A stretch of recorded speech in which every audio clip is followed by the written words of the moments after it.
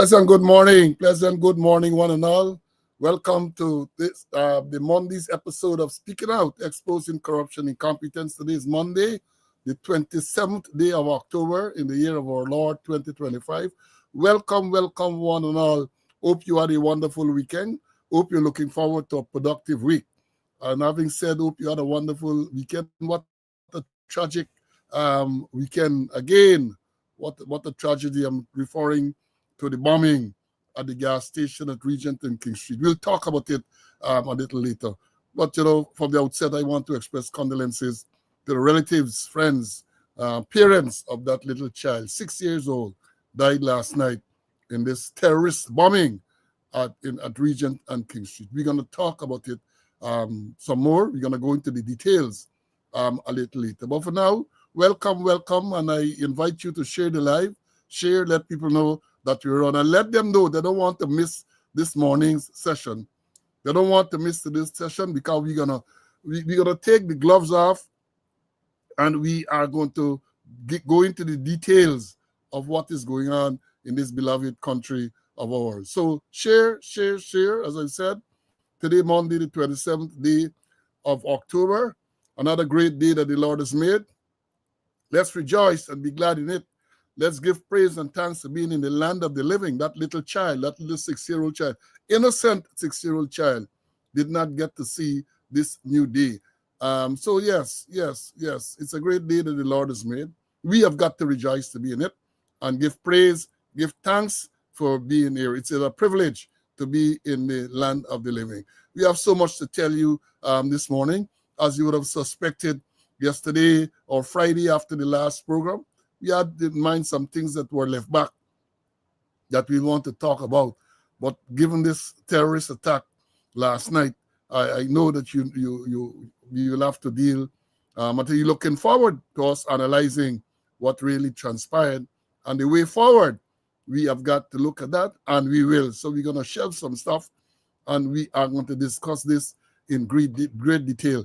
My colleague CC is already here, and he's anxiously awaiting the opportunity to come and to greet you and for us to bring you credible, valuable information. We thought, as we said, with the sad news first, and that sad news with the death of that child last night.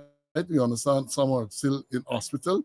We wish them a speedy recovery. And more than that, we hope that the police will move with alacrity to solve this matter. We're going to discuss that in greater detail. Just to remind you that today, the 27th of October, is 574 days since Police Sergeant Vaughn was killed, and we're not hearing anything about that. We heard some initial reports that said that it was a colleague, friendly fire, and the person who did the shooting was under close arrest, and then postmortem showed 3 shots he got, and we have not heard anything further. Imagine that 574 days and counting, and they're silent. And they're the ones who talk about transparency. They're the ones who talk about accountability. Now, moving on, we told you too about the death of retired Assistant Commissioner Father Eric Bassan. Well, we learned over the weekend that his funeral is today, Monday the 27th, at St. George's Cathedral. The funeral service starts at 1 o'clock this afternoon at St. George's Cathedral from 1 p.m. And I know my colleague CC will want to make sure that he goes there. So we're not going to prolong the program today. We'll give him the opportunity to go there. And then we also told you about the death of a retired member, Felix Wilson. 5585 was his regulation number, and he's to be cremated today in Canada. We learned over the weekend of the death of another member, retired Detective Inspector Colbert Halley, 8952. I remember Halley, 8952. He died on the 25th. For a long time, he was stationed in the F Division, as it was then. That is the interior. And then we learned too of the death of the wife of the late retired Commissioner Henry Fraser. I think she died on Tuesday the 21st. Mrs. Flora Fraser. She died at the good age of 102. She died at the good age of 102, and she will be buried on Thursday, the 30th of October and they said that will be at till we bury the Lapentary Cemetery. We'll give you more information on that on a next program. And then I learned over the weekend of a death of a former female special constable, Wilson, and I'm not sure she first name. I understand that she used to be stationed in the police finance office, and she was the wife of the late Superintendent Michael Wilson, who used to be at the police training school. I think his number was 8521 or something like that. So she died, we understand, over the weekend. And again, condolences to the relatives and friends and colleagues of those persons who have passed, and hope that the Lord give you the strength to pull through this most difficult time. Now, let me move to some more pleasant ones, and we're going to come back and discuss the bombing last night. Birthday greetings. We have birthday today a student, Errol Washington, who is a student, and also I noted a friend of mine, Stanley Duff, better known as Buster from Buster One Man Band. They are observing their natal day today. And I have to remind you that yesterday was the birth anniversary of Assistant Commissioner Simon. And then we had Chilo, my son, Cleveland Slow, had his yesterday. And then we also had the Senior Superintendent Whitwright, right? Lonsdale Whitwright, I think he's the commander of Regional Police Division 5, West Coast Berbice. He had a birthday or a birth anniversary yesterday. And I learned too yesterday, retired Detective Superintendent Ivan Walters also had a birth anniversary yesterday. And in terms of upcoming birthdays, I learned that my squad mate, Valerie Basil, W367, will be observing our natal day tomorrow, Tuesday. So all those who are celebrating today, who celebrated or who observed recently, and who are going to observe in the near future, all the best to you. Wish you health, strength, happiness, and prosperity. Now, in terms of moving forward, let me bring in Mr. Conway, and then we're going to move on some more. We have a lot of announcements and so on to make before we go into the main thing. Let me bring in CC. You would have noted, however, that we did away with the roll call. We did not have roll call this morning. Again, I don't know why. Well, let me show you one. This is how it appears, you know. The name doesn't appear in the usual fashion. We have an email address, and this is how it appears on YouTube so I don't know what really is the issue. We're going to try to see if it's at our end. We're going to try to resolve it, because I note that people appearing on Facebook are appearing in the usual manner. See, they appear in the usual manner, but the YouTubers appearing with some name and a number. So yes, let me bring in CC. CC, good morning. Good morning. Hope you had a wonderful weekend. Nice and quiet, and happy to be in the land of the living to do God's work. Our birthday greetings in place for all those birthday boys and girls, especially my squaddy, Ivan Walters. And also my sympathy to the relatives, the friends, family of the bereaved family. I just want to shout out a couple of people.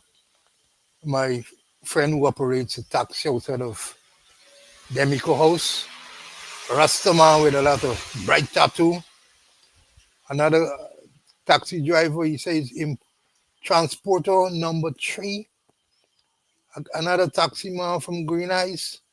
And a guy named Randolph. He said he operates in the Stabrook Market area. Said he's a fan of ours. You know, he doesn't get the program daytime, he get it nighttime. But he doesn't want his real name to be mentioned. And he said to tell you, thanks for the work you're doing, Paul. And he gave me a little contribution for the program. So thank you very much for the contribution. And may God bless you. Yes, thanks. So in terms of contributions and in terms of acknowledging people, let me say, today, there was an incident I referred to some time ago, a river mishap. Back in the day, I think I was an inspector then. Can't remember the exact rank I was, but I dispatched one rank Wilfred Sweeney, 0405 Sweeney, was dispatched to do a cash escort. And then later the day, we learned that the boat he was in capsized, and he was presumed dead, right? Capsized, presumed dead. And I think it was the next day, the next night, we were having a wake at the TSU, and his friend, his drinking buddy, 9302 Latif, was at the back crying. We couldn't console him, crying for his partner, Wilfred Sweeney, who had presumed dead. And then we heard a roar in front, at the front gate, TSU front gate. And when we looked to see where it was Wilfred Sweeney walking through the gate. All his clothes were tattered and ragged, and we learned that he survived that mishap. So today, I think, is the anniversary of that mishap. And we used to tell Sweeney, why you come back from the dead? A man who walked into his own wake. Man walking to his own wake. I want to also, at this stage, the shout out to the fan, the student from the UK. I got a call on Saturday from a female student in UK. She says she follows the program religiously, and she wanted to make a contribution, and she did so through a relative. In Guyana. She didn't want her name to be mentioned. In case you don't mention the names of people who make contribution, but to thank her all the way from the UK, and she went through what is not the usual channel because she apparently couldn't do it from the UK. So she caused a relative in Guyana to make the contribution to FMG. And I want to shout out to Mr. Herbert Glasgow and his wife. You know, on Saturday, there was the memorial service for late former policewoman Marva Glasgow, W257. And I met Herbert, who's our elder brother, and his wife. And they too said that they followed the program. And to Mrs. Glasgow, she said that she's trying to get a theme song. I said the theme song is Gary Sol. And she said she tried looking for it, but she can't find it. But I looked at YouTube last night and I found it there. It's about 2 minutes and 26. There are several names like that, but this one from the UK, 2 minutes, I think 2 minutes and 26, 2 minutes and 32 seconds on YouTube.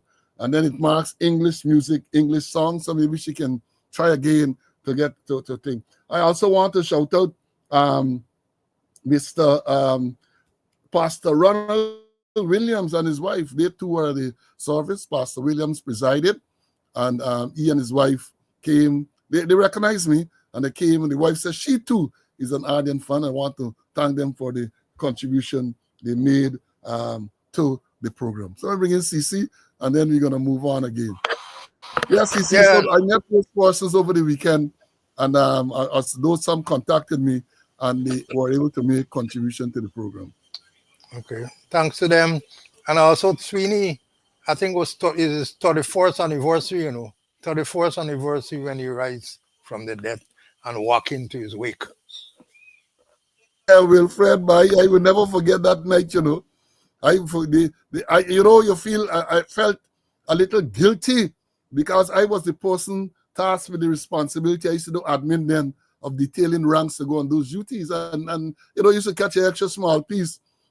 And so therefore I sent Wilfred on that duty, only to learn later, as we believed then, that the boat capsized and Wilfred perished. So you could imagine how overjoyed I was when Wilfred walked into his wake that night at the TSU. Never forget it, man. Never forget that incident. I'll never forget the image of when Wilfred come in there, it closed his TSU uniform, all ragged and tattered, and he walked in there. But it became a joyful moment for all of us. Joyful moment. Now, as we move on, I want to ask all of us to have our brothers and sisters in Jamaica in our thoughts and prayers. This massive Hurricane Melissa, is barreling towards Jamaica as a Category 5 hurricane. And to put it in context, what the forecast is saying, that when I think it was 1988, Hurricane Gilbert devastated, one of the most devastating hurricanes of Jamaica. it was a category 4. And they're saying, I listened to the news this morning, they're saying in the recorded history, a category 5 hurricane has never touched down in Jamaica. So they are battening down for massive destruction from wind and water and all of that. So thoughts and prayers to those people. You could imagine. I have never experienced a hurricane. Some years ago, I came close. There was one that passed way off. I was in Maryland or somewhere. There's something passed way by. A little breeze blew and wind and leaves falling off tree and so on. But you can imagine a category 5 hurricane hitting the eastern part of Jamaica there. They say it's supposed to touch down sometime tomorrow morning. So again, thoughts and prayers. And when you look back, Wild Gilbert, Loving Day sang that beautiful song about Gilbert. He sang more than one, but we know the one, Wild Gilbert. Thoughts and prayers to them. I have reached out to a few friends over there, and what they can do, they can only prepare. They can prepare, try to get water, because one can expect that long before the hurricane gets on shore, electricity is going to be electricity supply will be destroyed. We're talking about roads going to be washed away. We're talking about mudslides. We're talking about flooding. When I look to see the map, the weather map, and they say the least rain, the amount of rain, 10 point something inches gonna be the least. You're talking about 30 something inches of rain in a small space of time. And and one of the concerning things they say in the forecast is that the hurricane is moving very, very slowly. Very, very slowly. So you know what happens when it touch over a land, you're gonna lose some power, but the strength of it is gonna churn up everything there. Churn up everything. And I know that my Jamaican friend is online, Dudley. So yes, and again, Dudley, prayers, my brother, prayers are with you, your family, and all our Jamaican brothers and sisters. I'm sure CC would want to say something about that too, so let me bring him in. CC, Hurricane Melissa, heading towards, and this is not Melissa Atwell, this is not Melly Mel. This is the real thing, the real deal. Yeah, my prayers are with the people of Jamaica. And I still have some good friends there, friends that we study in Twickenham Park, Spanish Town. But I recall a couple of years ago, a hurricane was heading straight into Kingston, and then maybe by God's grace, it veered away. I hope this one wouldn't veer away. But according to the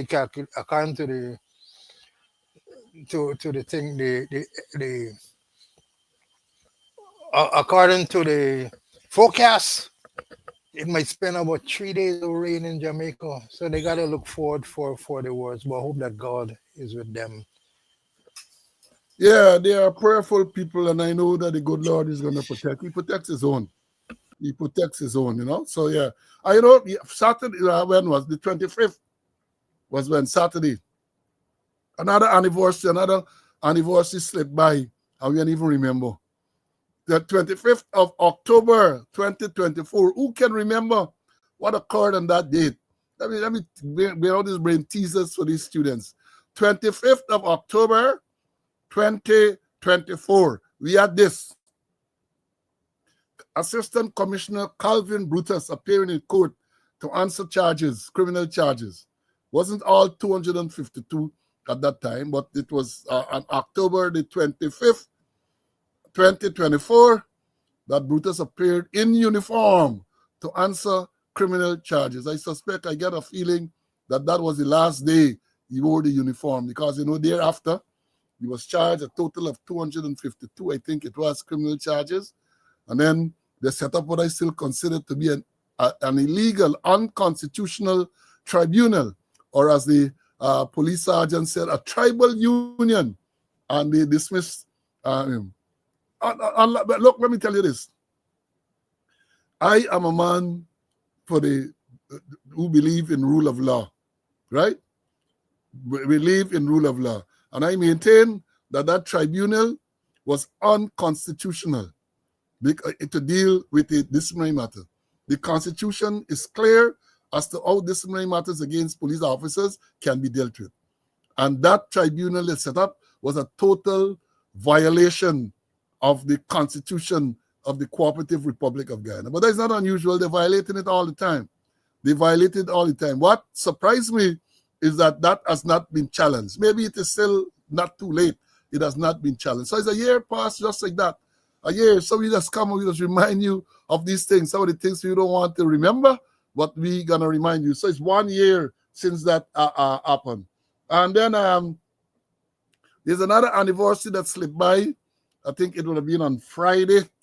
That would have been the anniversary of the ranks who joined in 1985 on the 24th, the 24th of October, 1985. Those ranks including, I remember, 13266 Thomas and 13286 Selwyn Peters, the attorney, right? They all joined the force on the same day, 1985, October. I would have been, at that time, I think I would have been an inspector. I can't be sure, because I think I got promoted 85, December retroactive to 84. So I might have been an inspector then when they joined. So congratulations to all those persons who joined then. I think by now, most of them would have left or retired from the force. But I'm reminded of that. And before I bring in CC again, CC, we got cricket going on. I know West Indies made 165 for 3 against Bangladesh. Bangladesh are currently 127 for 7 in the 17th over. So it looked like West Indies can pull this one off. Any victory we got to celebrate, man. We must celebrate any victory that we get. And to remind you too, that this month we are moving towards the end of Cancer Awareness Month. I am aware that yesterday we had what we used to call the Pinktober Walk for breast cancer. That was done, I guess, in several places in Georgetown, in Guyana yesterday, when I used to take part in it years ago. I used to take part in it years ago. So yes, we had that. And let me bring in CC for him to say, then we're gonna move into the thing now. We're gonna go into the real stuff. CC, Brutus anniversary. All right, mate. On 123 for 8. And just like you, the tribal union, let me put it, tribal union that they had there, was illegal, unconstitutional, because according to the Constitution of Ghana, which is the supreme law, that the Police Service Commission is responsible for appointments, removal from office, and disciplinary procedures. And that's what they held there. That tribunal, what they held there. The Constitution states that the Police Service Commission would appoint one or more of its members or a member of the Guyana Police Force to do the tribunal. So Silal Prasad and all them people who been on the tribunal, they weren't members of the Police Service Commission, neither were they members of the Guyana Police Force. So what they did there was illegal. Perhaps the sergeant was right to call it a tribal union and not a tribunal. Well, let me say this, right? Let me say this. I mean, again, these things must be challenged. You can't leave these things. It's not about Brutus. It's about following the Constitution. These things should not be left like that to form precedent. They should not be left like that. It's unconstitutional, and the lawyers should take up these things and make sure that the courts rule on these things for the records. Again, as I say, it's not about Brutus. It's not about Brutus, right? I am not representing Brutus. I'm representing the Constitution and the rule of law. And that is what should always be paramount. Now, let me respond to a student who asked a question over the weekend. Apparently, the police, it appears as though the police stopped a motor vehicle and asked the driver to produce his driver's license. And the driver apparently did not have his driver's license with him at the time. And the question to me by this student, he's a student, is whether or not a driver should not be allowed time to produce his driver's license. And I told him the answer to that is no. When you drive, you have to drive with your driver's, you have to have your driver's license with you when you are driving. The only document that you're allowed 72 hours, I think, to produce is the insurance for the motor vehicle. You have insurance, you have driver's license, you have the revenue license, and you have the certificate of fitness. The revenue license is supposed to be displayed on the vehicle, right? They put it up there, revenue license. It's about time too that they modernize that revenue license, because the revenue license they have there displayed supposed to have the owner's name, address, and all this everything. Unnecessary, because if you go to other places, America, for example, they have a kind of a sticker, and it's there, and from that they get all the information. So the casual person who walks and people and know the name of the owner of the vehicle and the address and all them type don't know. So the revenue license is displayed, and if I remember correctly, the certificate of fitness for hire cars, for certificate for fitness hire cars, used to be displayed. If you remember, the older people remember, a vehicle had a little round receptacle, and the fitness used to be in there. The younger people are not going to remember that, but long ago there was a little round receptacle that was up somewhere at the top of by the windscreen. The fitness of the vehicle is displayed in that. Insurance, as I've said, 72 hours to produce. And when you produce, there's no requirement for you to produce at a specific station. You produce. So what you saw, I know back in the day, you have at the traffic department, you had a production book. So if somebody got involved in something in Georgetown and they lived in the quarantine, let's say, and they had to produce, they went and they produced to the nearest station there, and that would be recorded and transmitted to the station that was doing the investigation, right? But when it comes to driver's license, you have to have your driver's license, because that is the only proof really that you are a legal driver. I remember some years ago when I became traffic chief, one of the things that used to bother me a lot was vehicles driving with one light. We used to call them one eye or no light and all them type of thing. And one afternoon, late afternoon, early evening, I went in front of the Bedford police station with a few ranks with the sole purpose of dealing with them one light vehicle. Because what we dealt with it, a vehicle coming on the road, no light or one light, all right, you pull them over, and many times you say, oh, Skipper, we didn't even know that the light blew. But that can happen. I mean, you could check it in the morning, and by afternoon, sometime it blows. So I say, all right, fix it. We'll tell them to go. They will go out and they will knock, and think. If it was fixed, then you tell them go. Other than that, the vehicle had to remain and be fixed. And this night, I was in front of BV police station, and they had a line of about 6 or 7 vehicles. And then this one vehicle, they were proceeding east. This one vehicle came out from the line. And so I pulled it over. The fellow in there, his face looked familiar, but I couldn't remember. I couldn't put a name to the face. So I told him, I said, well, what gives you the right to just come out of the traffic like that? People thinking that. He said he was already, but other people already too. And I said, so talk. And I said, can I see your driver's license, sir? I was very polite, stern but polite. He leaned across, he had a female companion, he leaned across in the glove compartment, right? And then when he got there, he tumbled. And then he said to me that he did not have the driver's license on him. I know you're by smiling then because I get it, right? I get it. At which stage, he glanced to my name tag. You wore name tags. Then police know that I wear the name tag and so on. And then he said to me, Officer Slow, I am, and he identified himself. When he identified himself, I recognized him as a senior judicial officer. And I decided, he asked for a chance. And I decided to put a bucket up on me. Because he was questioning as to whether he was telling me that, well, he didn't have his driver's license on him. And I said, well, you know that you have to drive with your driver's license. You have to have your driver's license. And he was trying to hoodwink me to say, well, maybe that's not so. And I stood for him, and then he break down, and he said, well, yeah, I'm sorry, and I'm sorry. And I gave him a chance. I told him to drive carefully and to go along. And let me tell you this. I call him name, but we came, I won't say friends, but we became acquaintances. He wouldn't pass me anywhere. I would not pass him anywhere, and he gave me due respect.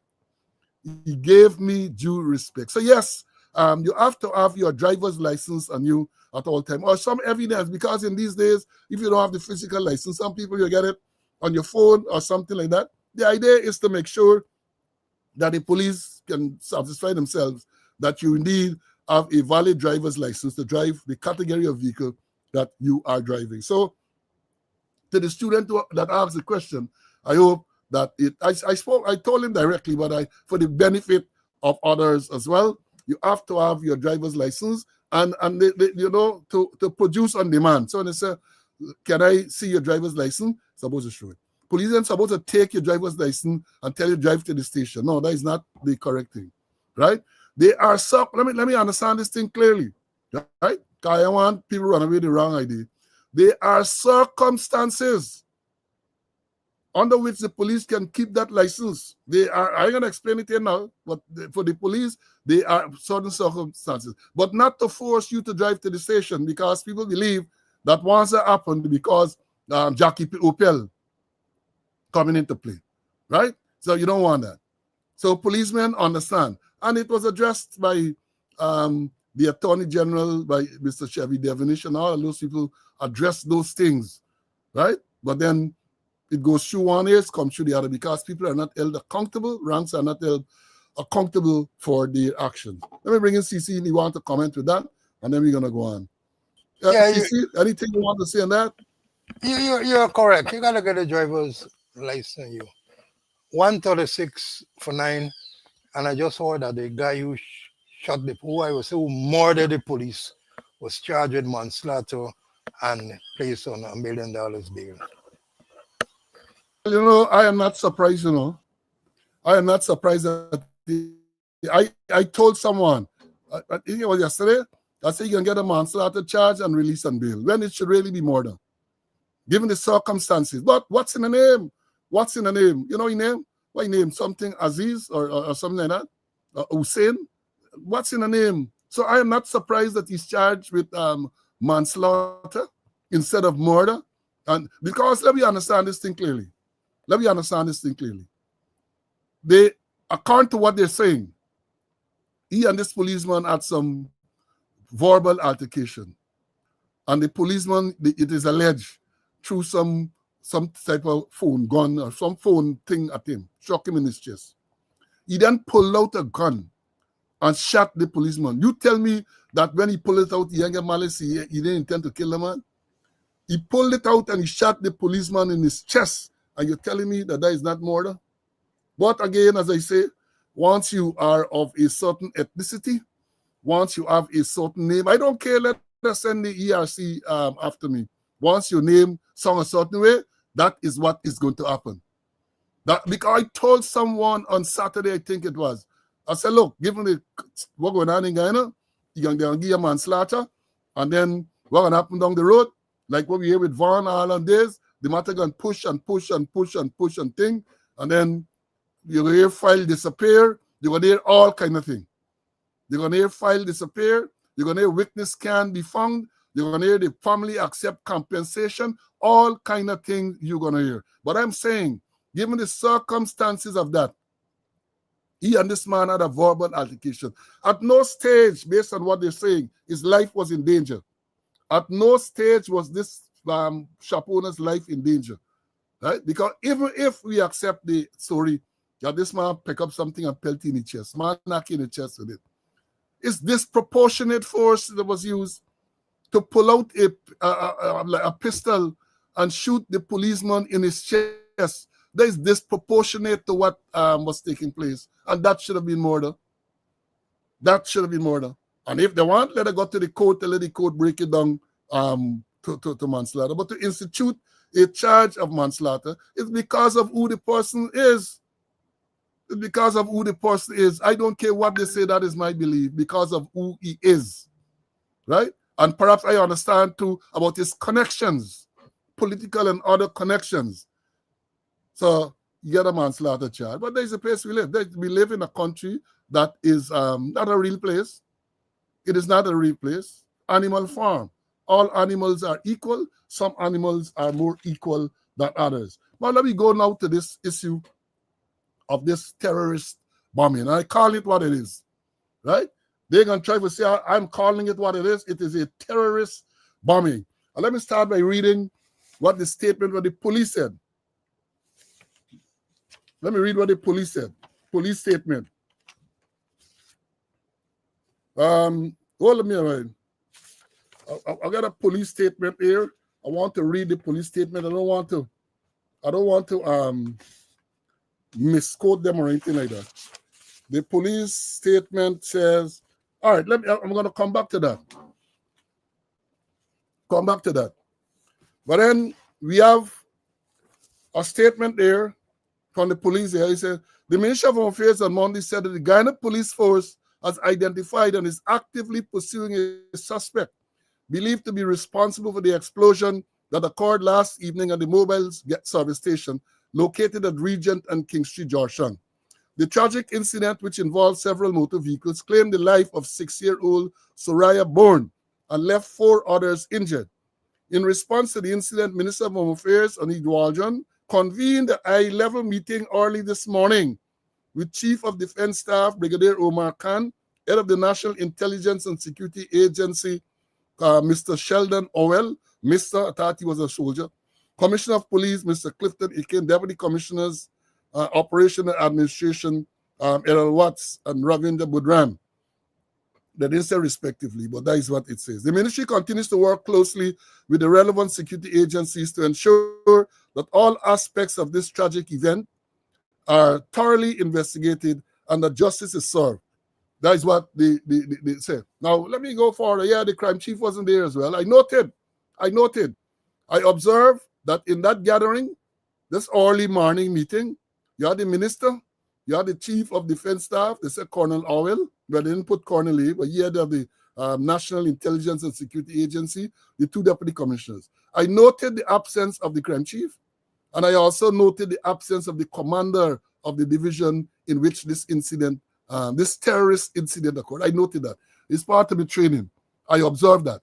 Now, let me say this.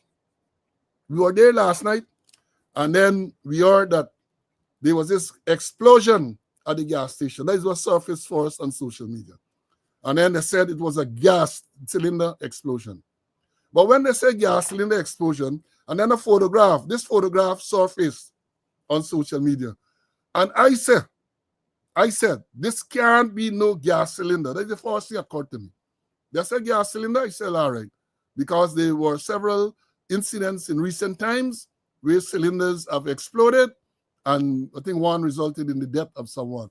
But when I looked at this damage, this extensive damage, I said, this can't be no gas cylinder. Then people started to speculate, maybe somebody used a cell phone and it went off and it triggered something. And so then later on, we learned that it was some device planted in the place. We learned that it was a device planted, right? Now let me show you a next video. Let me show a next video to show what the thing looked like. And apologies because I think this video contained some expletive. Let me make sure I get the right one. This is it here. Yeah, I know GT's work. GT just says the whole of GT out here right now. That is it.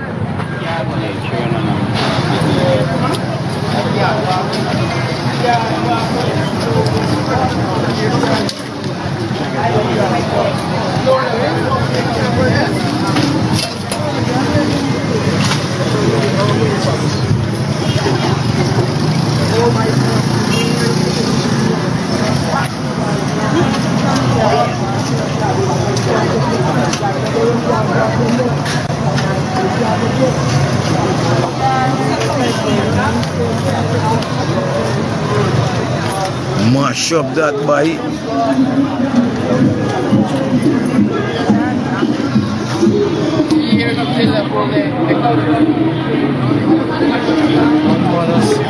Tell you that kids went in there. Yeah, right. Tell how we didn't hear the boom, you know. Tell fucking home soldier one. Tell how it bought down.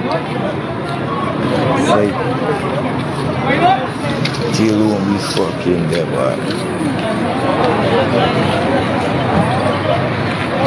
If you hear this thing, people, boom, boom, if you hear this thing, you know, big boom to blood. Oh my God, yo, how them children feeling there, boy? So last year, yeah, 3 kids went in there, boy. It's like, pull my little one. All right, there's a video circulated of what occurred immediately after this explosion.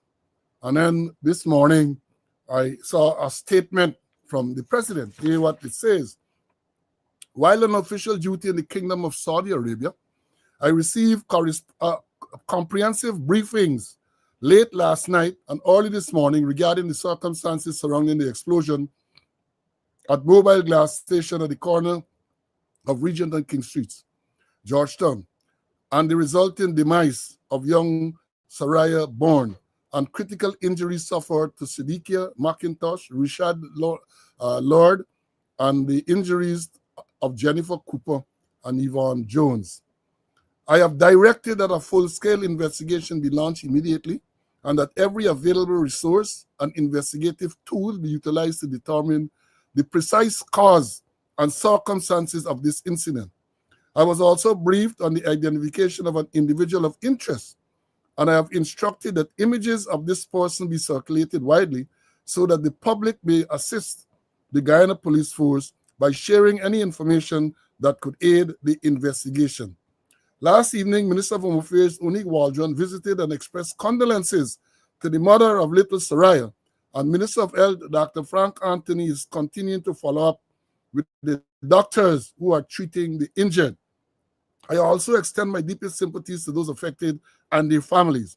I have spoken directly with the medical team attending to the injured and have instructed that every form of support and care be provided to those under treatment. You talk about a person of interest identified. Let me show you all it here as a public service.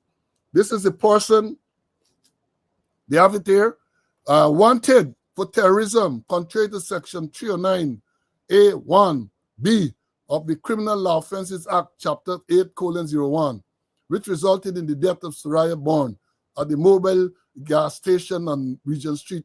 Again, you know, you're putting out a wanted bulletin. All right, it's early in the game, so I don't expect them to be able to enhance this image in time. Well, why is the importance of the section that is violated? Huh?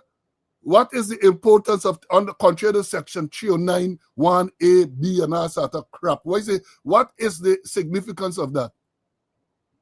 What is the significance? Y'all tell me that I want these people from the corporate communication unit, the commissioner of police, the crime chief. Y'all tell me what is the significance of putting the section on there? What is the significance? But they just write a lot of nonsense. You just write a lot of nonsense. You get something, it's early, I agree. You're putting it out because you want the public to assist you in trying to identify this person, right? Identify the person. So you put it out there. Fine, now you have a problem with that.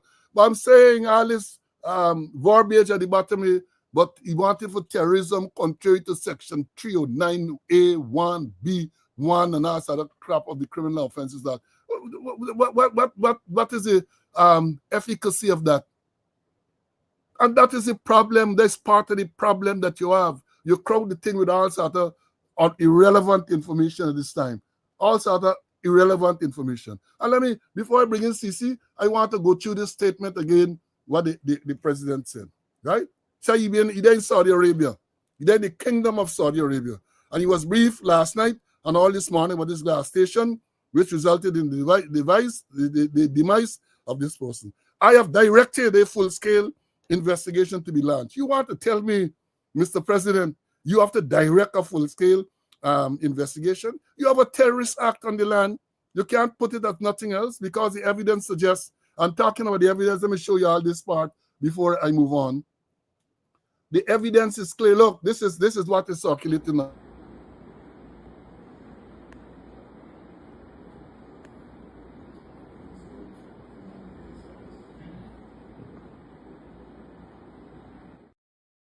That is supposed to be the suspect who is placing that suspected to be the device in this black bag there, and shortly after, there was this explosion. So the president is telling us that I have directed that a full-scale investigation be launched immediately. Mr. President, you have to do that. You want to suggest to us, the Guyanese public, that the commissioner know that he got to launch a full-scale investigation? And then the president goes on to say, every available resources and investigative tool be utilized to determine the precise cause and circumstances of this incident. That reminds me of the Adriana Young murder at Doubleday, at Tushan. Similar words were used. No stone will be left unturned. Similar words to that. And what has happened? Cover up. Cover up. So I am not reassured by this statement by the president. Then he said he was also briefed on the identification of the individual. I don't know whether is identification. Yeah, you might have identified. Somebody tell me, yeah, we identify who did it, right? But you don't get the details. You don't have the identity of the person. So you identify that the person put it there, but you don't have the identity of the individual. So therefore, you see a man in a blue shirt put it there, but you don't know his name, you don't know his nationality, you don't know his age, so you don't have his identity, right? So he goes on to say, and he has to tell them, according to what the president saying, I have instructed that images of this person be circulated widely so the public may assist the Guyana police force by sharing any information. So the president has to tell them to think this thing. The president has to tell them that. Then he said last evening, the Minister of Affairs visited the family and all that. Usual thing, thoughts and prayers. But we don't want thoughts and prayers. The family don't want thoughts and prayers. We, the Guyanese people, don't want thoughts and prayers because this is a serious thing. This is a terrorist attack. Put it how you want to put it. It is a terrorist attack. This is what we see. A man go with a bag. It look like an explosive device is in the bag. He put it there. Shortly after, explosion. Boom. A child has died. Others are injured. It is a terrorist act. And the president is telling us that for a terrorist act of this nature, he had to instruct that a thorough investigation be done. He had to instruct that a photograph of this suspected person be circulated widely and all of that. What have we come to? Is it micromanagement? Is it an indication that the president is telling us he has no confidence in the people who head the security apparatus in the country to take the appropriate action? So he has to intervene personally all the way across the world from Saudi Arabia to tell them what to do? Isn't it an indictment on the people in the commissioner of police, the crime chief, and all? Isn't it an indictment on them that the president has to get involved to tell you all to do a proper investigation, to tell you all to have photographs circulated and all that? Where are we? Let me bring in CC, man. I want to argue this about him, and then bring in CC, and then I'll come back for this matter. I have to spend some time. We're going to talk about incidents. We're going to talk about investigation. We're going to talk about forensic. All these things we're going to talk about. CC, go ahead. Yeah. You know, I read the president's statement, and like you, I'm alarmed that the president got a direct, full-scale investigation. And then I observed the absence of the crime chief, the absence of the police commander, 4A, and even the absence of the lead detective in 4A. Perhaps they don't want him because he's a man who's got to find a piece of paper to read a caution to somebody. But, you know, the thing is that the only president getting involved in these things. Where is the crime chief? Where him there? I remember the crime chief saying, in relation to the matter at Linden, the murder of Fajide, he said CID, didn't investigate it. And here comes this other one now, perhaps CID not investigating it too. You know, and then the first report they put out about gas bottle explosion. How they know it's a gas bottle? It's an explosion. You know, so many misleading things that they put in the place. And then in the investigation, a terrorist attack. Yes, you bring in the intelligence people. No problem with that. But what happened to the CID? Who is to do the investigation? What happened to the CID? And then again, CID now investigate murder. So this is not murder that took place. The little girl that died there maybe is not murder. You know. So the whole thing they started on the wrong footing. They started on the wrong footing. But let's see what will develop more later.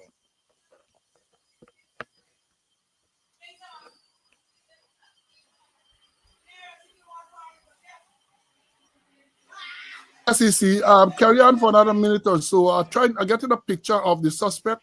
I want to make sure it is, want to make sure viewers see what it is, the general public see it, so they can assist the police if they recognize this person. So give me one more minute, please.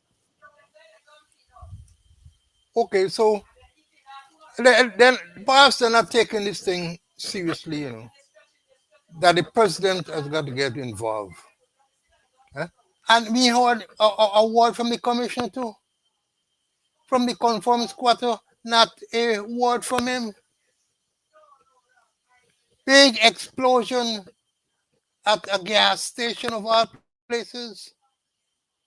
Praise the Lord, you know, it could have been worse. And then they're jumping around with the thing there. Get CID to be actively involved. Let CID be the lead. Let CID take up the lead position. But maybe they ain't get no investigation. And if the crime chief was not available, he doesn't have a deputy. I know if it's deputy, but if Caesar is a deputy, well, then it's a horse of another color. You know. So I don't know. They ain't start right. All right, They didn't start right at all thank you, my in this brother. investigation. Right. My apologies for that little delay. I just received a photograph supposed to be a better image of the suspect. Let me show you it. This is what they're saying the suspect looks like, and therefore I want to put it out there for persons. This should be plastered all over if this indeed is the suspect. If this is indeed the suspect, this should be all over the media, all over social media, at the ports of entry, all over, right? Because it would appear that he is a foreign national. It appears as though he's a foreign national, and you have to put a dragnet out to capture this person. Not all the platitude and all them things we hearing about. You have got to get serious. You have got to get serious to make sure, because this is a terrorist act. Remember, we're talking about the terrorist act. And let me say something more, right? First of all, they say is a Spanish national. How they know who is a Spanish national? I had to check this morning, and I thought a Spanish national is someone from Spain. A Spanish national. They ain't saying a Spanish-speaking person. They say it's a Spanish national. That is what they're saying. How do they know the nationality of this person? You have Spanish-speaking people in Ghana from Venezuela. You have Spanish-speaking people from Ghana from Cuba, and maybe other places as well.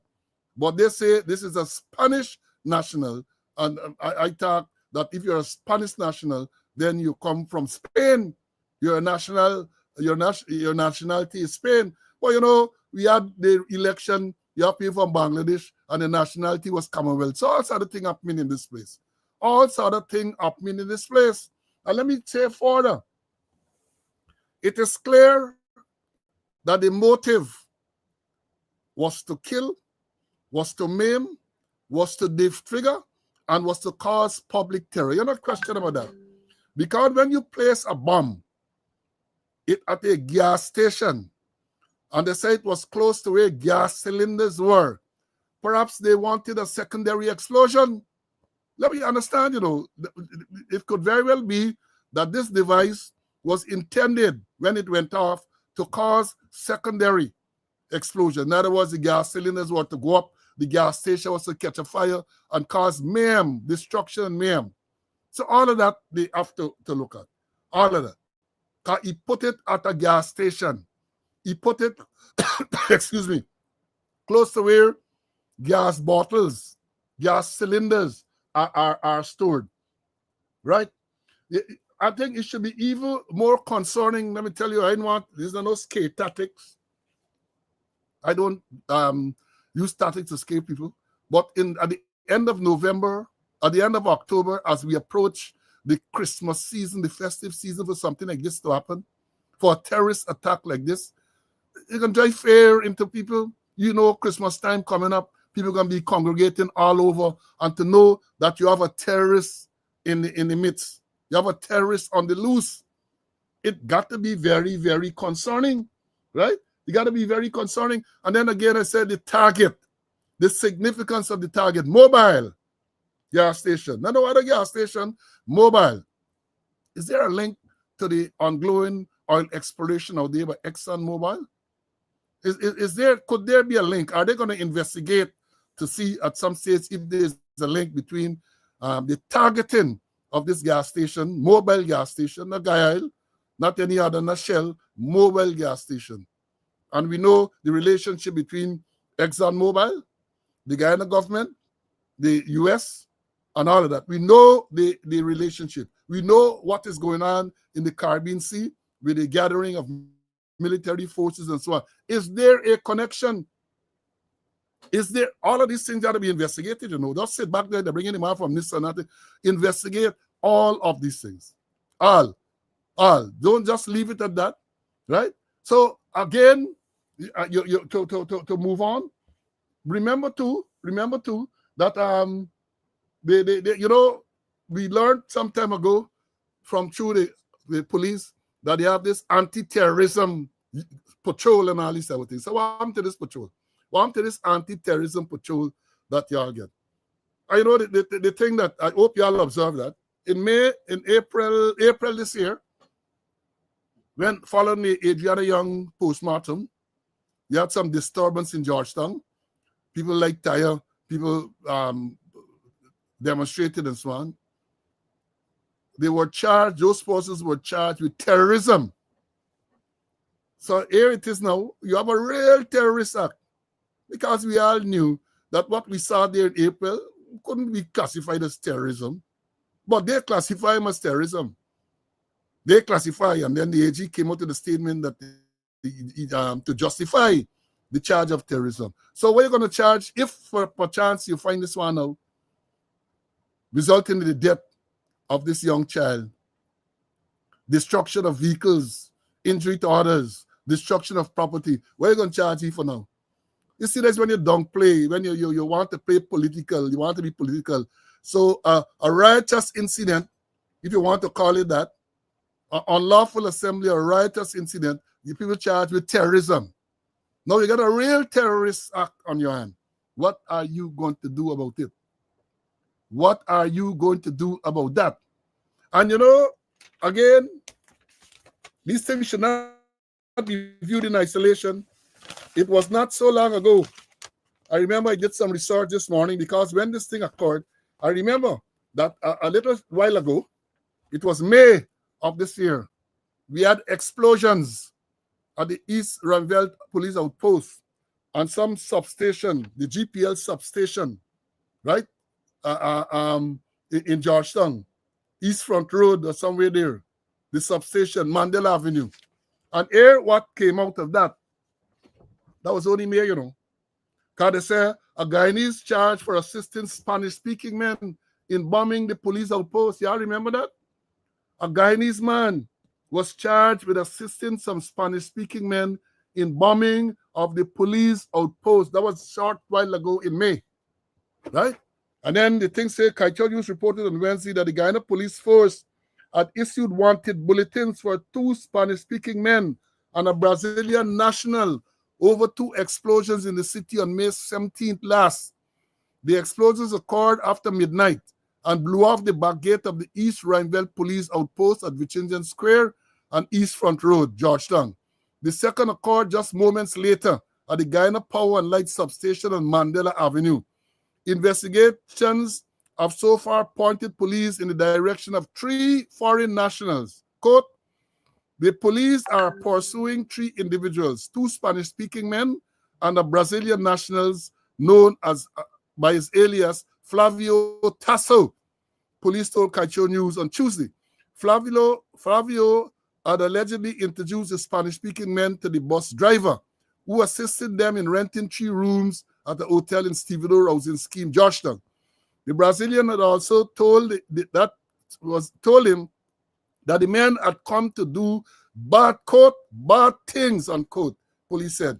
Police also said that the investigators have compelling evidence against the Spanish-speaking men to suggest that they were the ones behind the explosions and have even impounded the vehicle used to transport them to the scene.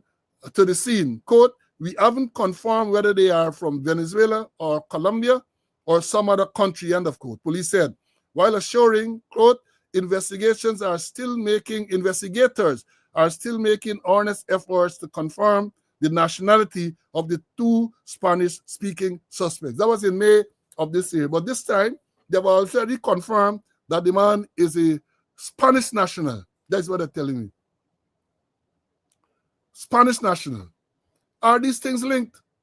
You had Spanish-speaking men bomb the police outpost, almost simultaneously bomb a substation, GPL substation on Mandela Avenue, and it gone quiet. That's May, only May of this year, and they had wanted bulletin for these 2 men and all of that. You ain't hearing nothing more. Is it one or the same persons involved in this incident last night? It has escalated because when it was only the bombing at the Baguette and the bombing of the substation, now it's murder. A child has died. Others are injured. And we pray for those who are injured to make a speedy recovery. Right? What are they doing? They sit down there, and as Mr. Conway said, not a peep from the Commissioner of Police, not a peep from the crime chief.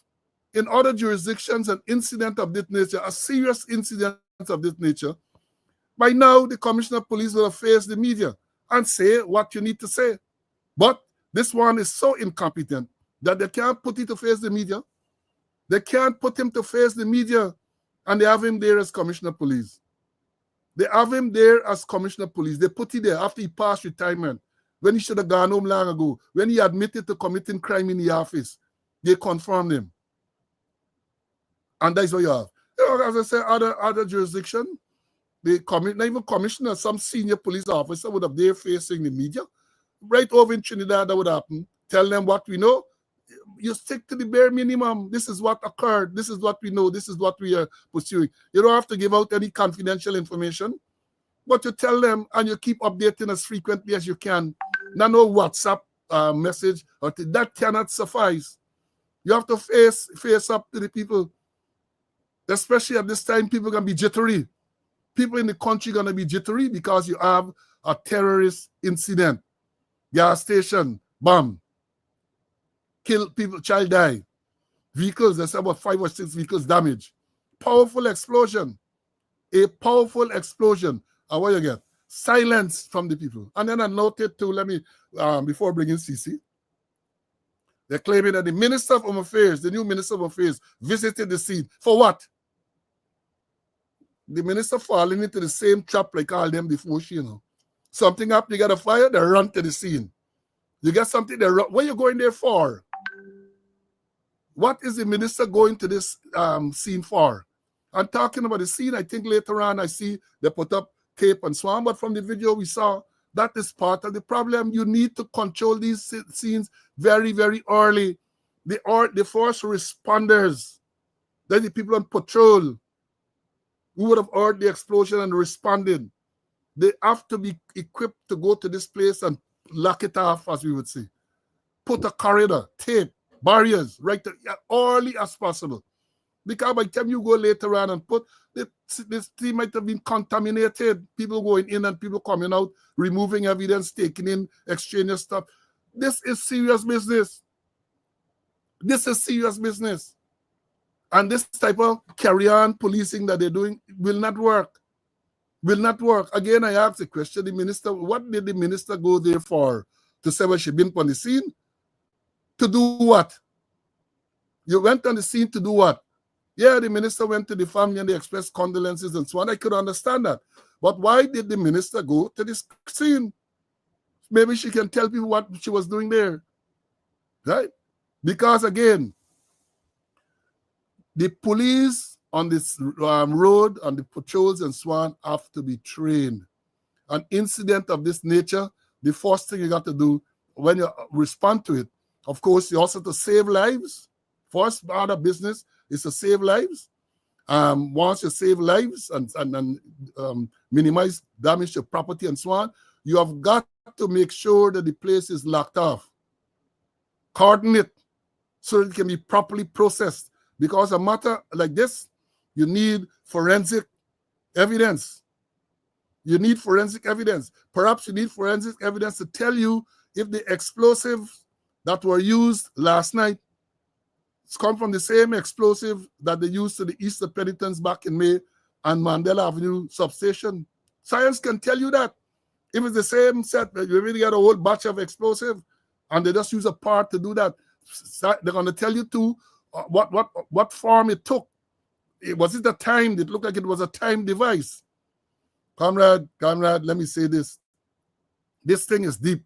Perhaps they would need to have outside assistance if you don't have the necessary resources. Outside assistance to make sure to make sure that the thing is properly investigated. Because if you have one or more terrorists on the loose in a place like Guyana with limited resources and law enforcement response, if you can create havoc in the country, they can create, because don't forget that in recent times, we have had a large influx of Spanish-speaking people, mostly Venezuelans. And I have said on this program, and I'm repeating it for emphasis, I am sure many of those Venezuelans that you see walking around all over the country now, they're not limited to region 1, region 2, all the regions they're in. I am sure many of them are military assets. Let me repeat that. I am sure that many, not all, I don't want anybody to get xenophobic, and so you see a Spanish-speaking people, Spanish-looking person, you want to attack them. That is not the intention. But I'm saying that I'm sure, given what is going on in Venezuela, and the claim to our Essequibo, and now that the U.S. has moved military resources there to attack, as they say, these drug smuggling vehicles and vessels and so on, right? I am sure that many of those persons you see in Guyana, many of the Venezuelans you see in Guyana, are military assets. I am sure that by now they would have been there. They get maps and coordinates of all the key points in Guyana. So if they want to do anything, they know where the coordinates, they know the coordinates. They know the coordinates. You see, they sit back and they take this thing easy. May this incident occur? We are now up between May and now. They just sit in the laurels. So now you get another incident, an escalation. Let me watch to see what they are going to do. Yes, Sean, they're gathering intelligence, they're gathering all sort of information in the place gathering. Almost in every area you go now in Guyana, you see Venezuelans. You go in the supermarket, they walk in the supermarket. You go on the street, they get style and things they're selling on the street. You go in the fish market, they're selling. You go to the car wash, everywhere there are gas stations, they are. And again, as I've said before, all of them, some of them are clearly refugee or economic migrants, as you want to say. But some of them, I'm sure, are military assets planted to do certain things. I am sure about that. I am sure about that. Let me bring in CC for hear what he has to say, and then we're gonna this is an issue, as I've said, we have got to keep talking about it. We got to keep talking about it. CC? Yeah, this investigation got to be broadened and deepened upon the like the narrowing down. And let me tell you my experience when I was Commander ENF Division and Larry Lewis was the commissioner. And a morning I reported that some Guyanese got robbed in a Winey Point in the Atlantic by three Spanish-speaking persons. I reported that. 3 days afterward, we arrested some men from the Pomeroon, and we recovered boat recover some stolen articles. And these men were men who live in the Cameroon. So I reported that to Larry Lewis. And they admitted committing the offense too. So I reported to him, and he said, "Man, you told me they were Spanish men." I said, "No, sir. I reported they were Spanish speaking persons." He said, "Look, did you make a record in any book?" I said, "Yes." "Bring the book for me. Let me see you write. And come quick before you tear out page and write over." So I rush across to him and I show him the entry. He said, "This is your handwriting?" "Yes." "Read it again." I said, "Robbed by 3 Spanish speaking men." And then I told him that they get men in the Cameroon who knew Spanish well, who were fluent in Spanish. And those 3 men that we arrested in the Cameroon were fluent in Spanish. And when you look at the situation here, you know, some Venezuelans are looking like Brazilians too. And the thing is that the police has got to do proper investigation. They got to lock down the place. How long? I won't believe by now they don't give up the scene. You need to lock down the scene and keep it as long as possible as you want it there. There's something Lockhart theory called the theory of exchange, where the perpetrator will leave something there or he carry away something from the scene. The theory of exchange. And they got to do proper investigation, meticulous investigation in this matter. You mentioned about you gotta get ballistics. You gotta do a whole lot of proper investigation. And all them Spanish people that come in Guyana, left, right, and center, and they encourage them to come because they want them to vote. You give them ID card and all kind of thing that they come in Guyana. But a lot of Trojan horses came into Guyana and remain in Guyana. People with military training. Many of them was the Venezuelan spies coming in this country, and we welcome them with open arms. But Venezuelans look like Brazilians too, you know. So the investigation got to be properly done. They got to be properly done. They got to be meticulous. And I say, lock up the scene. Lock up the scene. And for the policemen who might be on this program, there's something called preliminary. PRELIMINARY. That's when you go into the scene. Preliminary. And PISA, proceed to scene and assess situation. R, render aid to injured. E, effect arrest. L, locate witnesses. I, interview complainant and witness. M, and this is important, maintain crime scene and protect evidence. I, inform other police officers. N, note all condition, events, and remarks. I repeat that. Note all condition, events, and remarks. A, arrange for sorting scene and collecting evidence. R, report incidents. And Y, yield responsibility. That is a process when you go to the scene that you should adopt. And I just do that everything. But I'm saying that's been giving up scenes too quickly. We're giving up scenes too quickly. And remember, Paul, you mentioned it, that there are two incidents before. Check and see if there are similarities. Do intensive investigation. It might mean that we got to bring in foreign exports, not RSS, not the RAS. Bring in the FBI or somewhere, or Scotland Yard or Royal Canadian Police. It calls for broader, it calls for deeper investigation. And don't narrow down to Spanish speaking. Don't narrow down to speak. Go deeper than that. Because if you remember with the one I just read about Easter penitence and their the substation. They said there was a Guyanese who assisted them, a Guyanese charge, is what I said. A Guyanese started aiding these people.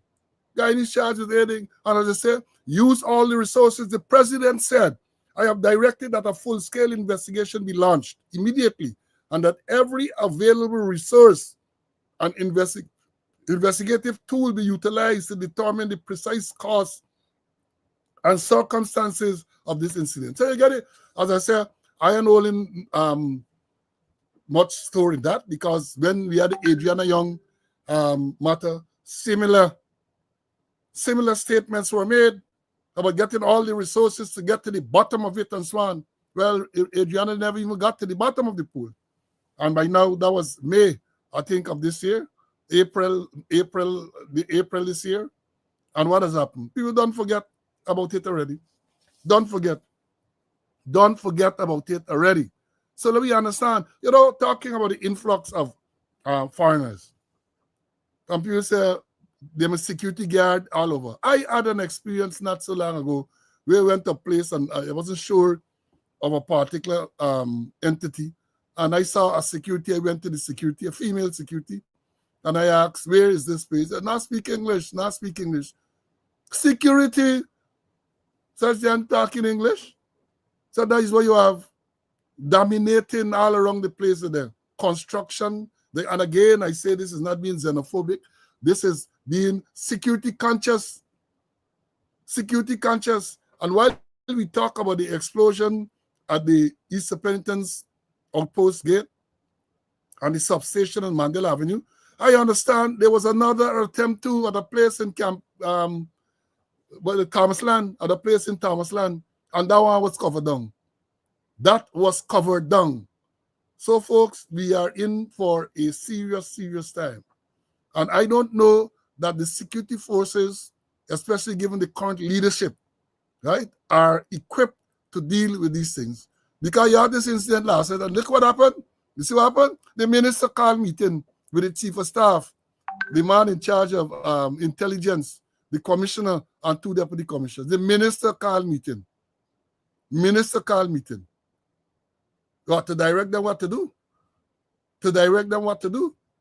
The president said he get involved very early, and he, all the way in Saudi Arabia, he has issued instructions. That is what is going on. And that, to me, is an indication that they don't have confidence in the people who are head of these agencies. Because if you had, you would have been confident that they would have been able to do what is necessary. And if they need any additional support, like foreign intervention, then they would reach to you through the various correct channels to get help from abroad. But the fact that the president, counter the statement that he issued, had to get involved from this early in this thing, and he gave instructions for investigations. He gave instructions for photograph to be published. It's a sad indictment against the people who are responsible for security at the local level. Sad. And talking about all that going on and so on, Puerto Rico businessman was yesterday robbed by armed bandits of approximately $10 million in jewelry and cash. Reports indicate that the victim, Robal Nibar, owner of Style Guyana, was about to close his business space at 2 p.m. yesterday, 2 p.m., when 2 masked gunmen confronted him. One of the bandits reportedly held him at gunpoint, snatched a gold chain he was wearing, and then emptied a glass case containing gold jewelry. The men discharged several rounds as they fled the scene on a motorcycle. Fortunately, no one was injured during the ordeal. This is the 3rd time that Nibar has been targeted by bandits. In February of this year, the same businessman was robbed of millions in cash and jewelry. Family members say that they remain traumatized by the repeated attacks. The Nibar family is now appealing for a thorough investigation and greater police presence in the area to prevent similar incidents. Now, I don't know if things have changed, but 2 o'clock at Puerto Rico used to be, back in the day, a busy time. And you used to have police presence. But when you have a situation where at 2 o'clock in a Sunday afternoon, 2 men on motorcycle can go mass and rob and fire rounds in the air and so on, something is definitely wrong. Something is wrong. And again, they're going to come for the messenger. They're going to look at the message. But I know I got, when I took command of that division, Sundays,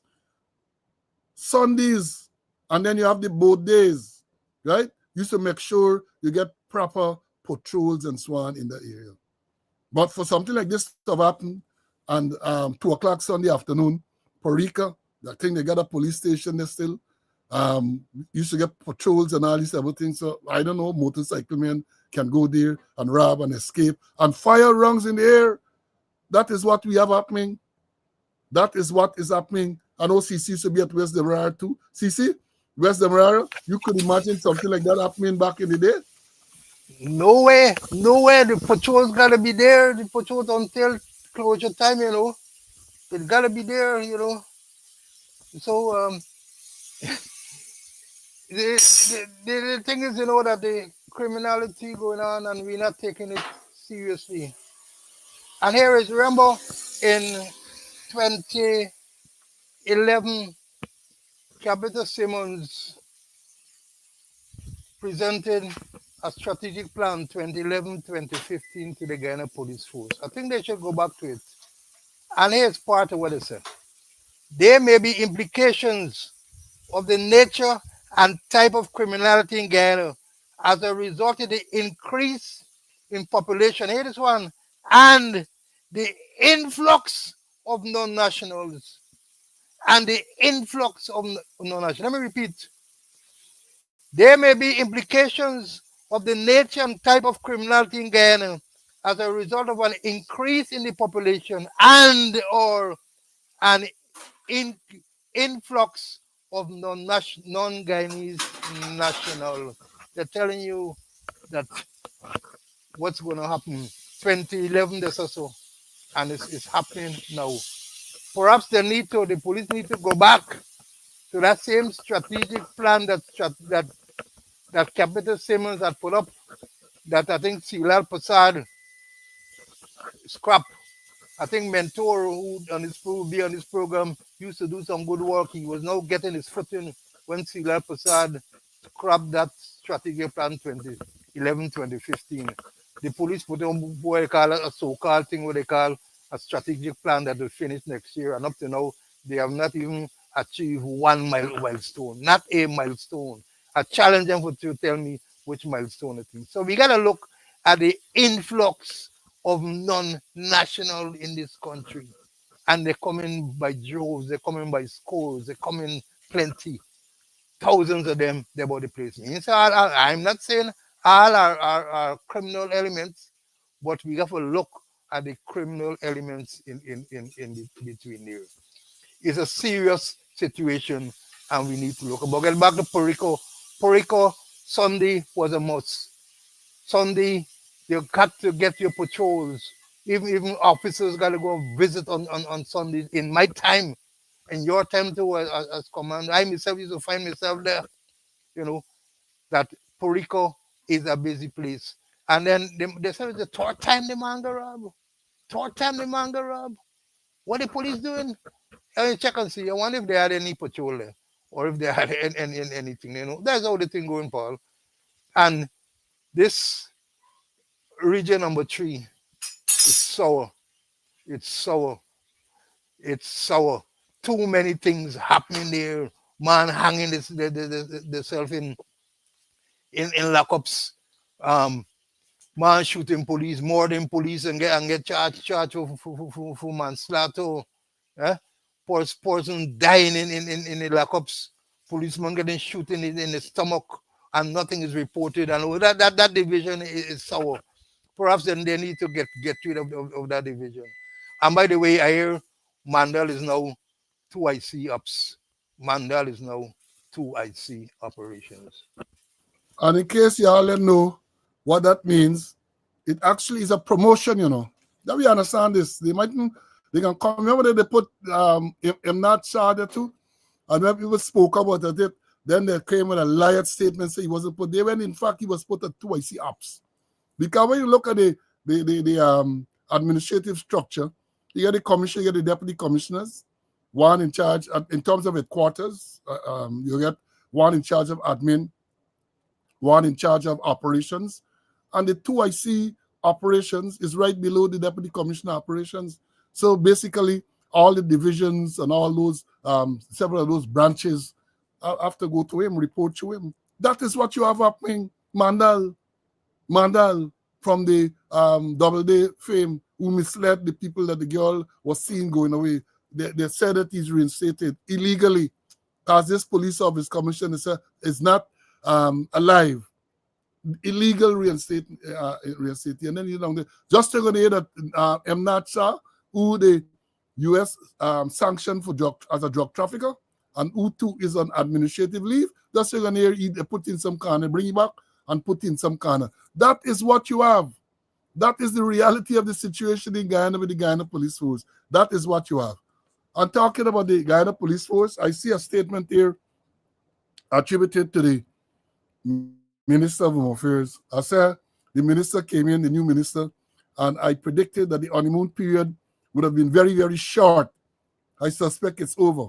And I don't know who's advising her, but the minister is reported in Starbucks Tuesday on the 22nd, government considering ankle monitoring to fight domestic violence. That's what the minister said, you know. She's reported as saying, government considering ankle monitoring to fight domestic violence. Brief article, it says, as part of the national efforts to strengthen interventions against domestic violence, the government is considering innovative measures, including ankle monitoring systems for individuals in violation of their restraining order, according to the Department of Public Information. Minister of Home Affairs Onig Waljan, in a recent interview, outlined strategies aimed at ensuring greater safety, accountability, and support for victims of domestic violence, the DPI said. As an example, Waljan mentioned the introduction of ankle monitoring system. She said that an ankle monitoring bracelet would allow authorities to track the movements of offenders in a proactive manner, sending real-time automated alerts if the individual approaches a restricted area or comes near a victim. Well, I don't know. They read these things around the place and they jump up and they make all sorts of statements, right? Ankle monitoring and prevent domestic violence. I don't know if ankle monitoring bracelet can prevent domestic violence, right? It might alert people that the person against whom a restraining order has been issued, if they violate the restraining order, if they go within a certain distance of the particular place. But it costs a lot of technology and all that. Because if a person is told not to go within 100 feet of a particular place, right, and he violates that, you have to have the technology to know that this thing is violated. And more importantly, to have a proper response. And that is the problem you have. That is the problem you have, the response. Because let's say you give the person a bracelet and they can't go at a certain location, right? They can't go to a certain location. Location, mind you, not individual, a location. And the person violates it. And you're alerted to the fact that this person is within a certain location. What next? What next? Do you have the capacity to respond in a timely manner? Do you? And I said, I'm talking about a location, because if it is the person who sought the restraining order is on the move, the person has moved to some place, and then the person comes within a certain distance of the person. All new arrangement there, all new dynamics. They see these things on TV, and then they think it's just it does work. Those things are work in some societies where they have proper order. Proper order. One of the big complaints in Guyana that the police are unresponsive to these things. So you get the ankle bracelet, and the person violates the order, the restraining order. What are you going to do next? Do you have the capacity to respond to prevent any incident? They come up with all of these things, and of course they're going to come with them, then it disappears. You don't hear nothing more about it. But you just talk. And I suspect that many of these things they don't think it through. I maintain that the biggest issue that you have is to make sure that the police ranks are properly trained to respond to situations. Trained, equipped, and remunerated. Don't let me forget that. Because it's not easy to motivate them if they are not properly remunerated. If they're not properly remunerated, it's not easy to motivate them. And then given what is going on, every day policeman gets shot, killed, man charged for manslaughter. That is so demotivating. It's so demotivating. Policeman, traffic men, other men go on the road, civilian beating them up. Policemen got to walk at the Diwali fair, the sergeant get them crawling on the ground and in the presence of members of the public and all that. These are the things you have. Policeman charge, the squatter, arbitrary dismissal, no due process, just dismiss. These things are very, very demoralizing. Very demoralizing. You have got to make sure, and it all comes back to proper leadership. Proper leadership. And that is what is lacking. Look, Region 1. Leadership. The commander himself is alleged to be the allegation of he is being investigated for fraud. They said Soku swooped down, finance office seized documents, sent 3 investigators into Region 1 to investigate the commander. I want that sinking, you know. I want that sinking. The commander, Region 3, Mandal, sent an administrative leave because of inappropriate action, lack of action in a murder, in a missing child in the first instance, Adriana Young. The former Region 1 commander, Imnat Sa, fingered, they say, in the 4.4 tons of cocaine found in region on Matthews Ridge. Remove he, right? Remove. The U.S. sanctioned him as a drug trafficker. This is a commander. And that is it. That is one of the issues we have. That the people at very, very senior level, Brutus, in charge of admin, 252 charges. Ikin, commissioner of police, admitted to taking $8.5 million from a businessman who financed wedding. That is the problem that you have. Monkey see, monkey do. Training school, the training institution, officer and chief sergeant removed for sexual abuse of trainees and so on. Right? Region 1 again, you get corporal, a police corporal, have an inappropriate relationship with a 15-year-old female, and they're covering up and covering up. That is what you have. Sanction against a senior police officer by the U.S. That is what you have. Let me understand where we are. I'm saying that if you're going to talk about reform, you cannot reform with certain people in place. You got to do some bloodletting. Got to get rid of them. Get rid of them. You can't. Well, every time you think you can't get worse than it is, things get worse in the force. When you think that, well, you reach the bottom, then no. They find a way to go even lower than that. Let me bring in CC if he wants to say anything about this ankle bracelet and all these things that the minister talking about. CC? Well, the minister maybe she heard about or she read about ankle bracelet, but how it's going to work? And also, she might be really impinging on the freedom of movements, because according to the Constitution, Article 148, you might be breaching that. No person, 141, no person shall be deprived of his or her freedom of movement. That is to say, the right to move freely through Guyana, the right to reside in any part of Guyana, the right to enter Guyana, and the right to leave Guyana, and immunity from expulsion from Guyana. And you get other areas, you get 1 to 6, I ain't got time to read all of that. But this ankle thing might be impinging on the person's freedom of movements in Guyana. And then if you're going, they're not properly thought out.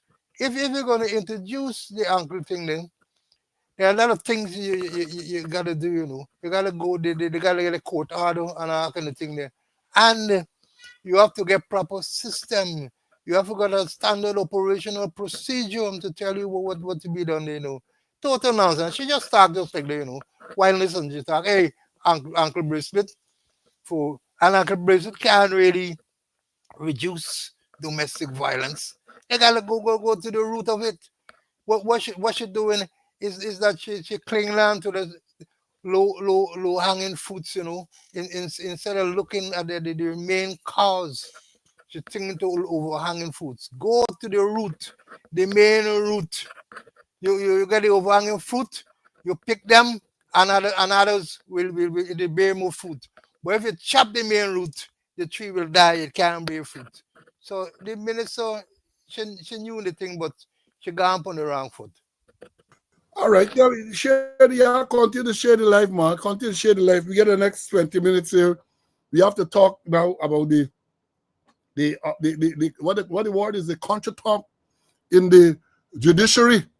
We spoke about it last week, and don't want to say. Let me understand the sequence of events. This thing should not be viewed in isolation. The acting chancellor proceeded on 2 months leave and resumed last week. She resumed last week.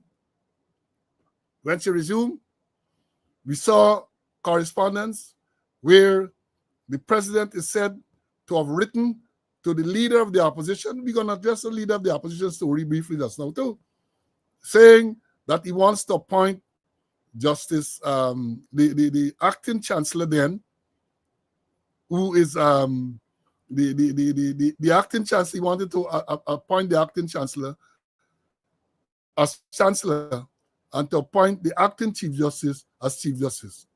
That was circulated. Then shortly after, we learned that the chancellor, acting Cummins, right, has asked to proceed on early retirement. And the president said he has agreed. The person referred to was Madam Roxanne George. She was acting. So once the acting chancellor Cummins resumed, Justice George resorted to herself, the other position, acting chief justice. We understand that when she went there, she was not allowed to occupy the office. She had to operate from some conference room, right? Because the then acting chief justice and move out and move in. Then shortly after, we heard that the acting chancellor, Madam Cummins, has asked for to proceed on early retirement. I say this, look in the sequence of events. Even if it is, because I suspect she would have asked indeed to proceed early retirement, it would have been because she was forced to do so. She was forced to do so. Because let me understand this thing clearly, Louis Big, but we are stupid. She went on 2 months leave and resumed the duty. You're telling me that she wanted to proceed on early retirement and did not seek to have that arrangement during the course of our leave or 2 months leave? She resumed and then decided, well, I want to go into retirement. No, I don't believe that. I believe that she resumed with an intention to continue working. And certain things might have been put to her. Certain things might have been put to her, which she found untenable and decided, now, before I do that, it's better I take early retirement. And that is why I believe what happened.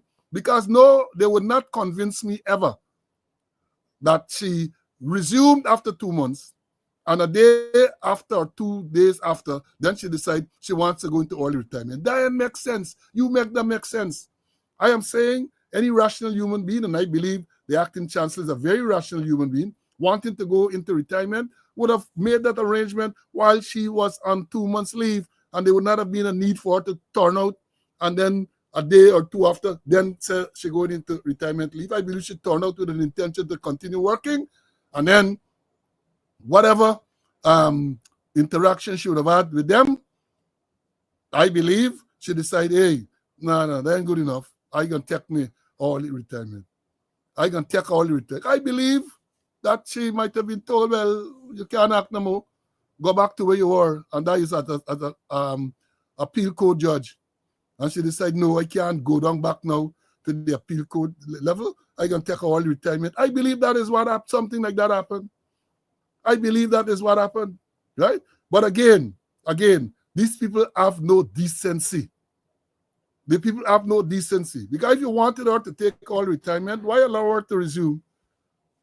Why allow her to resume and cause all this confusion? Imagine in our judiciary, in that branch of government, the judicial branch of government, there is all this confusion. The judicial branch, because remember, as we have told you, civic lessons, there are 3 branches of government supposed to be separated, independent, but don't happen in Guyana. You have the executive branch comprised of the president and his cabinet. You have the legislative branch, which is parliament. And then you have the judicial branch, the judges and so on. Right? 3 separate and independent branches. But they're not separate and independent in Guyana. Because I pointed out that you have a case where almost all of the people in the executive branch, cabinet members, are members also of the legislative branch. So there's no true separation of power in Guyana. Let me understand it. Right? But another slap in the face of a professional woman. You don't got no respect for women, you know. Slap in the face of a professional woman for whatever reason. Slap. Because they are indecent. Again, I say, whatever you don't want her to remain there, son. Yeah, you want she to say that, son. They got a decent way you can have it done. But to cause that lady to resume duties, and then when she resume, then you're going to hear her going into retirement. You got to be really, really stupid, like some of them people Jagdio talk about. You know, Jagdio said, "Gonna get some really stupid people." You got to be stupid like them to believe that she wasn't forced to take early retirement. You got to be stupid to believe that. You have to be stupid to believe that. And we big, but we ain't stupid. We big, but we are not stupid. Let me understand this clearly, right? Now, I see. I think CC might have some issues. He got out of the studio. He's coming in back now. Yeah. Let me say this, CC. You're glad you come back. The chancellor story there. I just finished talking about it. What is your take, my friend? Well, from the inception, we are aware that the government had wanted somebody. They didn't want the 2 women there, and more so they have ethnic consideration there. That they wanted one of their own to be there, and they used the opportunity when the chancellor went on leave, and they bring one of their own who is junior to some of the judges to place him there. And the whole idea is to control those 2 positions, the chancellor and the chief justice. As you mentioned, Paul, the chancellor, acting chancellor, resume. That means she wanted to go on. But understand when she went on leave, they rescinded the appointment of the acting appointment. So when she come back now, she ain't get no appointment because they rescinded that appointment, and they tell she go back as an appeal court judge. And perhaps the lady that she is, maybe she didn't want no big story, you know. So she say, hey, give me what I got forget, give me all my benefits, and I walk away and leave you all. And I think exactly that's all. But the bottom line is they wanted to control the judiciary, particularly the Chief Justice and the Chancellor. And I'm talking about control both.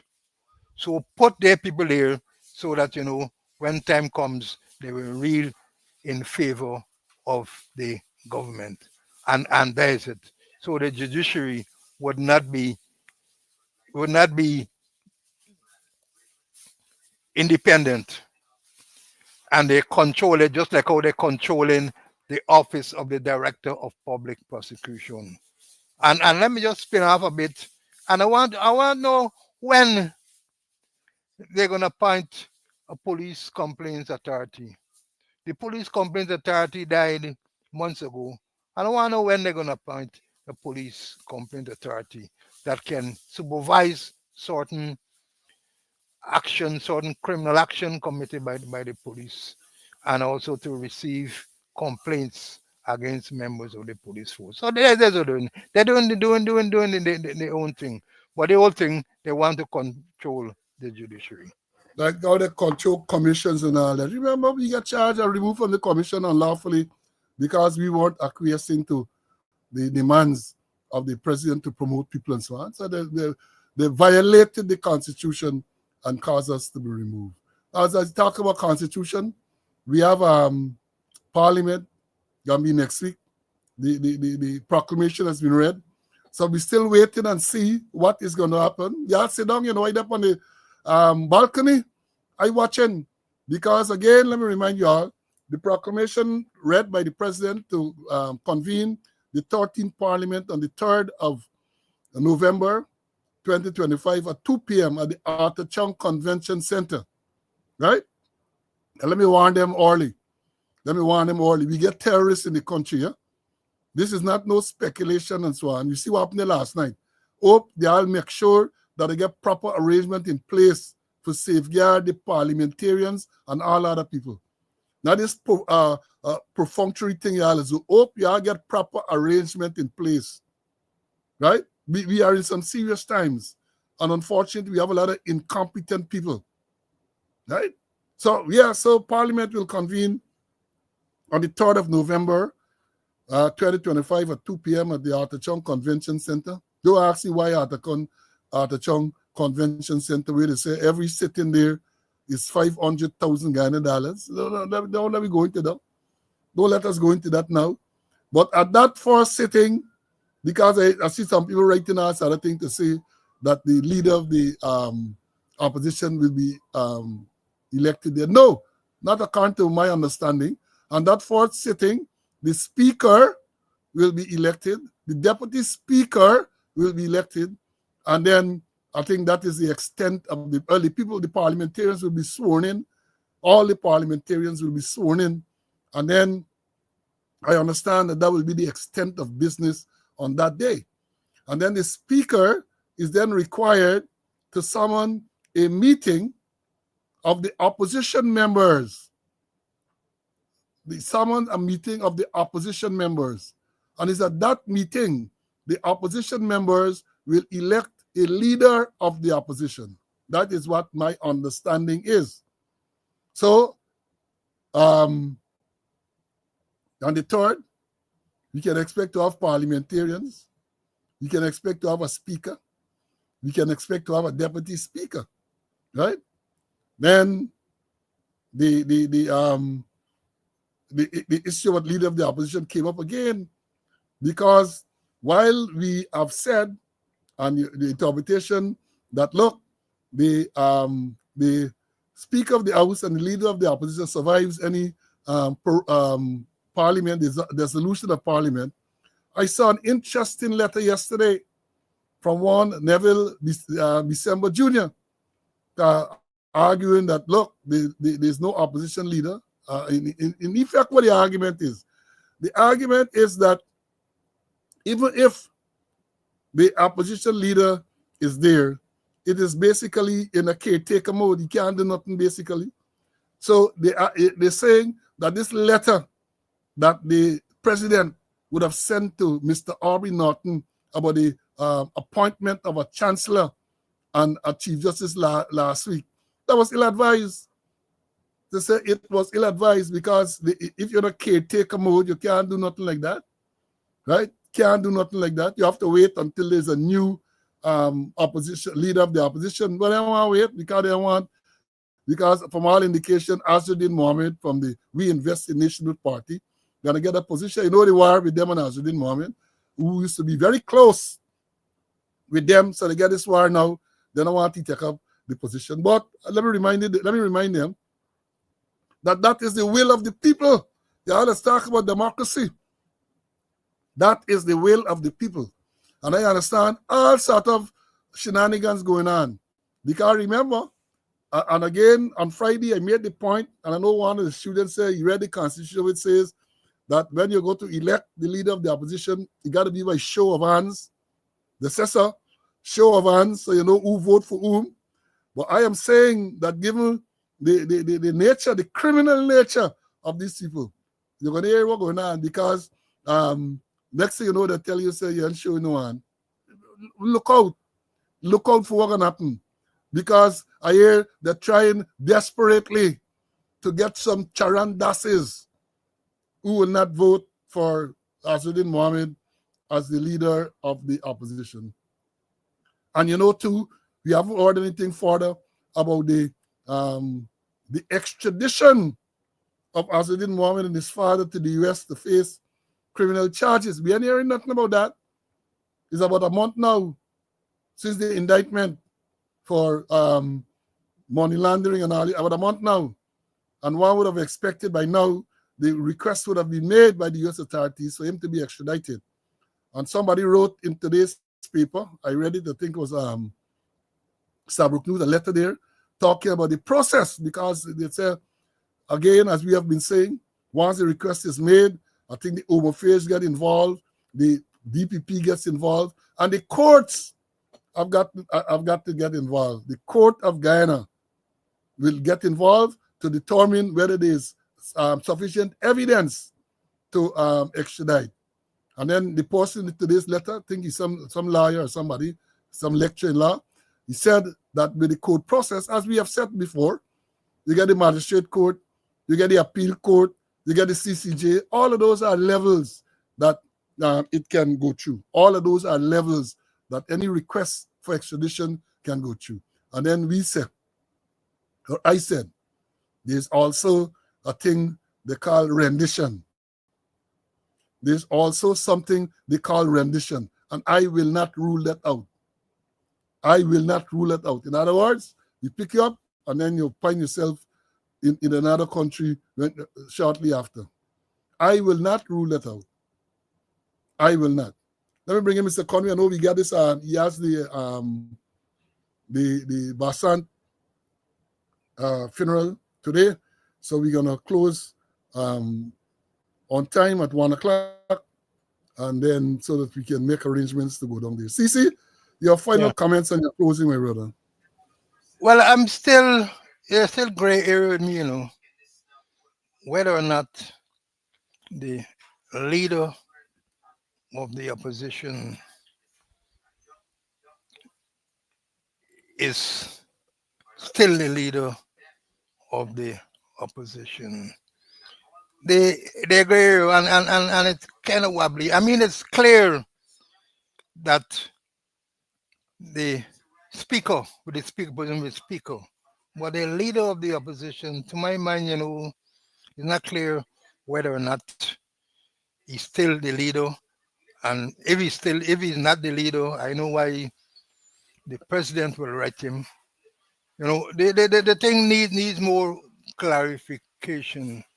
It needs more clarification. I've been reading the Constitution, and I didn't see anything definite saying that he or she will still be the leader after the parliament has been dissolved. So we need more discussion on that. And I hope those constitutional lawyers will come up with something, or even take it to court. Let's see what's it. But then the people have been breaching the Constitution as well. But let's get some clarity. Let's get some clarity. And I hope those who have gone to region number 1, hope they're doing an investigation, although I don't have no real confidence in Suku.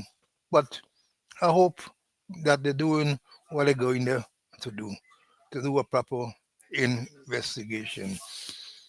And that's all I was saying before I pull out and go and bid farewell to Assistant Commissioner Bassant.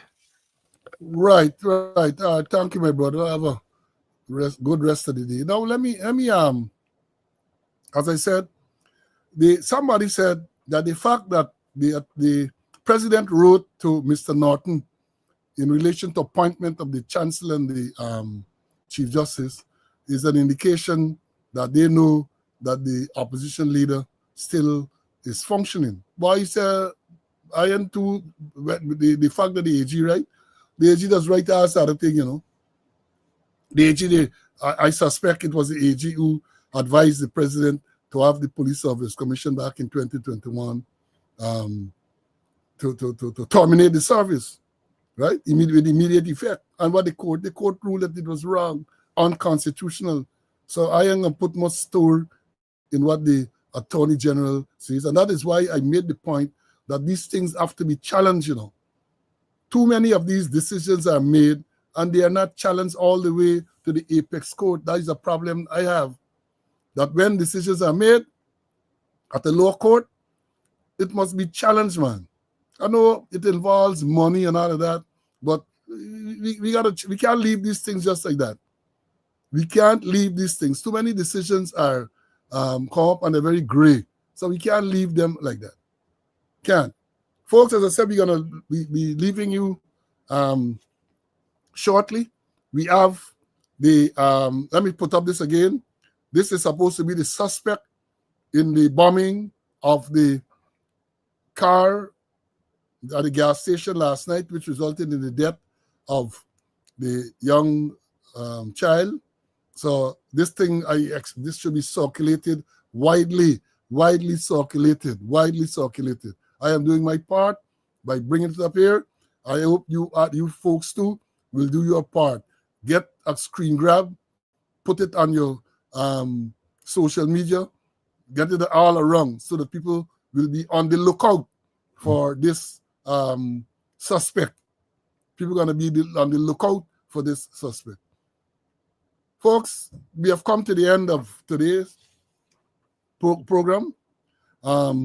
We have some other stuff we want to talk about, but again, as I've said, things move so rapidly in this place. We decided to talk about those that we spoke about, and we have some things that are left back. We're going to deal with another time, perhaps Wednesday, God's Prayer Life, because that is the next scheduled program, Wednesday at 11 o'clock.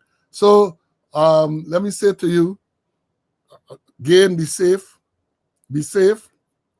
and God's Prayer Life. We're going to come again on Wednesday at 11 for another program of Speaking Out, Exposing Corruption, Incompetence. Until then, stay well. Bye.